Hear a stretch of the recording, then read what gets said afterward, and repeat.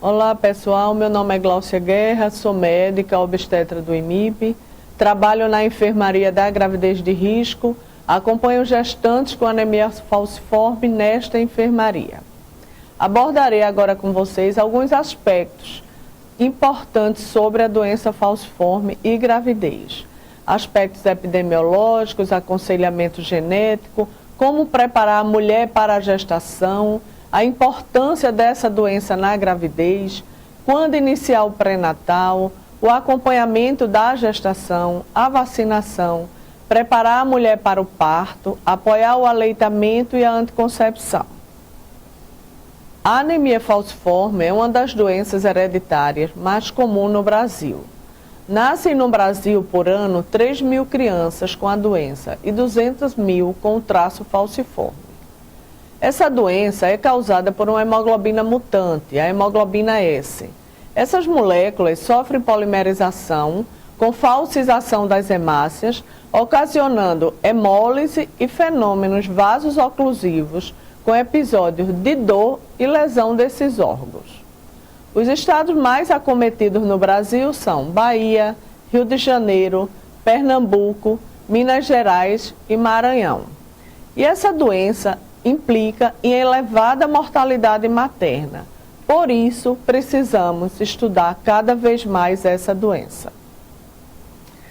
Em relação ao aconselhamento genético, devemos esclarecer ao casal o risco de transmissão. Se a mulher tem a doença falciforme e o parceiro tem a hemoglobina normal, a criança receberá o traço, então ela será portadora do traço falciforme. Em contrapartida, se o parceiro tem o traço falciforme, essa criança tem 50% de chance de apresentar a doença falciforme. Quais são os problemas mais encontrados em relação à gravidez? A gente sabe que ocorre aumento da hemólise, da destruição das hemácias, que agrava essa anemia e a icterícia.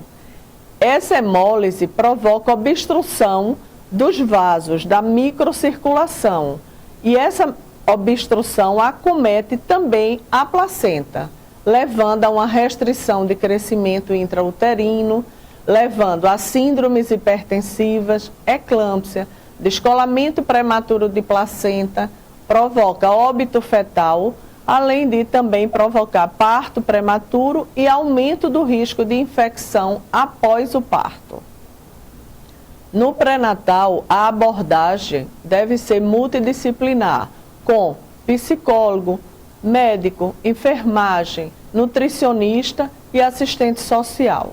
Essas consultas devem ser com intervalos quinzenais e semanais a partir de 34 semanas.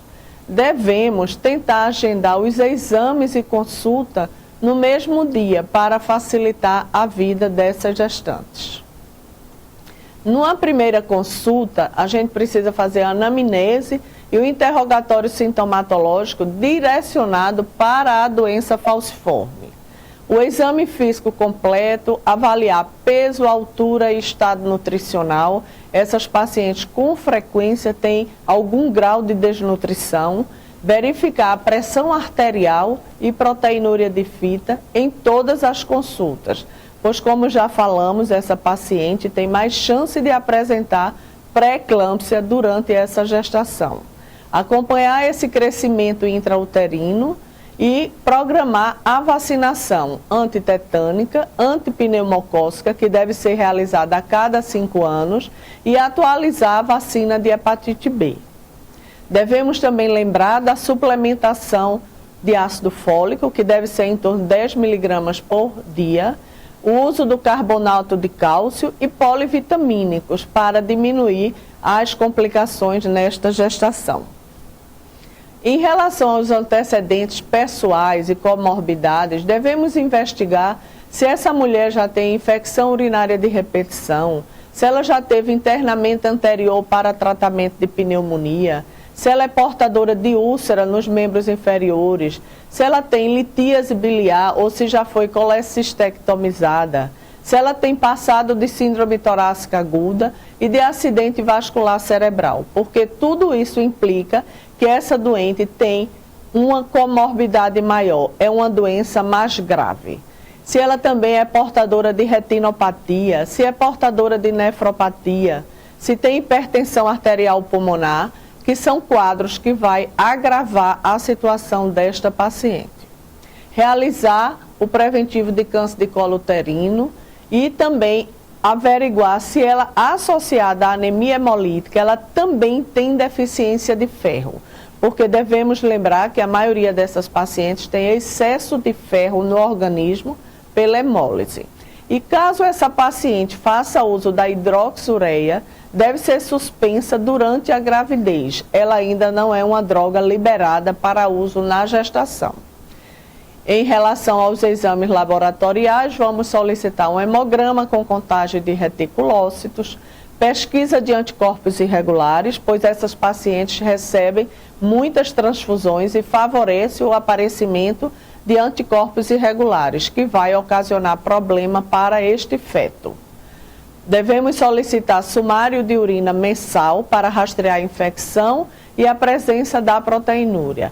Urocultura mensal. Se a paciente tiver bacteriúria assintomática, deve ser tratada com antibiótico durante 7 dias para evitar a complicação, que é a pielonefrite, que muitas vezes levam essas pacientes para internamento em UTIs. Lembrar da solicitação do VDRL, que deve ser solicitado na primeira consulta com 28 e 30 semanas e novamente no parto. Lembrar da solicitação do HIV, fazer o aconselhamento pré-coleta e após o resultado. E esse HIV também deve ser repetido durante o parto. Solicitar o HBsAg e o anti-HCV. Lembrar da rotina do pré-natal, como glicemia de jejum, e entre 24 e 28 semanas a gente deve solicitar a curva de tolerância à glicose. Solicitar a sorologia para toxoplasmose e ou fazer a orientação sobre a prevenção da toxo, que é evitar alimentos, carne mal passada, leite cru, queijo não pasteurizado, que você já orienta esta paciente. Em relação à ultrassonografia, devemos realizar ultrassom entre 11 e 12 semanas para confirmar a idade gestacional e, nessa oportunidade, avaliar as artérias uterinas. Se as artérias uterinas estiverem resistentes, talvez essa paciente se beneficie do uso da aspirina 100 mg dias para prevenção de pré-eclâmpsia e restrição de crescimento intrauterino. Outro ultrassom deve ser solicitado entre 20 e 24 semanas para avaliar a morfologia fetal. Em torno de 28 e 30 semanas, solicitamos novo ultrassom para avaliar o crescimento fetal e a perfusão placentária, com a realização da Doppler fluxometria. A ultrassonografia novamente entre 32 e 34 semanas e entre 36 e 38 antes do parto para avaliar o crescimento fetal e o volume de líquido amniótico. Essa paciente, ela também se beneficia da realização da cardiotocografia a partir de 28 ou 32 semanas para avaliar a vitalidade fetal. Como já falei, essa paciente tem mais risco de óbito intrauterino e complicação na gestação.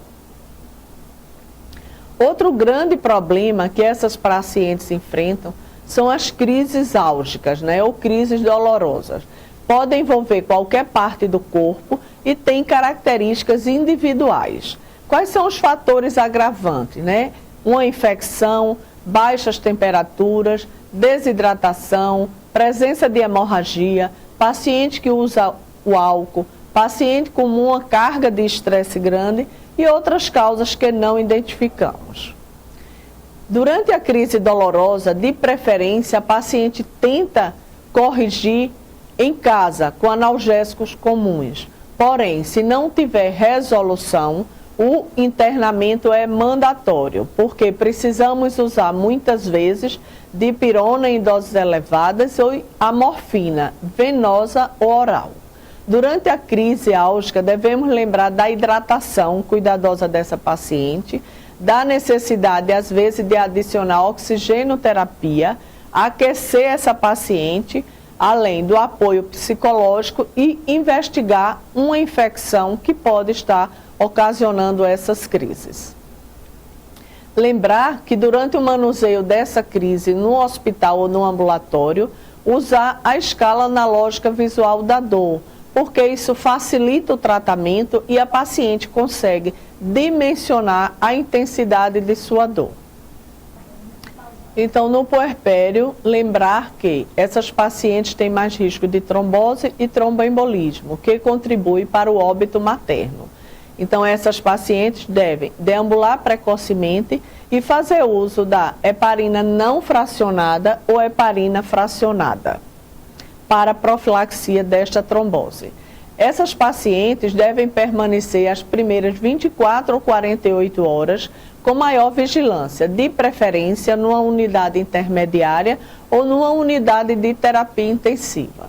Não devemos esquecer os cuidados com a hidratação e o alívio da dor. Lembrar que essa paciente, quando ela tem dor, é fator para ocasionar mais hemólise e descompensar da sua doença. Em relação à amamentação, é fundamental que seja estimulado. Essas pacientes irão beneficiar seu filho com a amamentação e elas mesmas, porque durante a amamentação tem momento de prazer que vai dar um alívio na doença.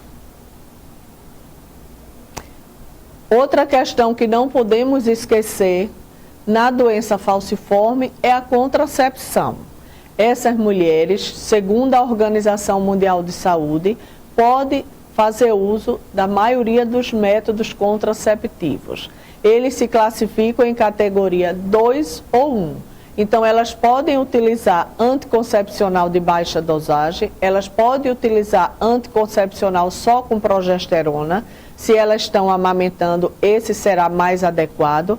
Elas podem utilizar o DIU de cobre e podem utilizar o DIU com progesterona. O benefício do DIU com progesterona é que essas mulheres provavelmente vão ficar sem menstruar e será um benefício adicional para essa paciente.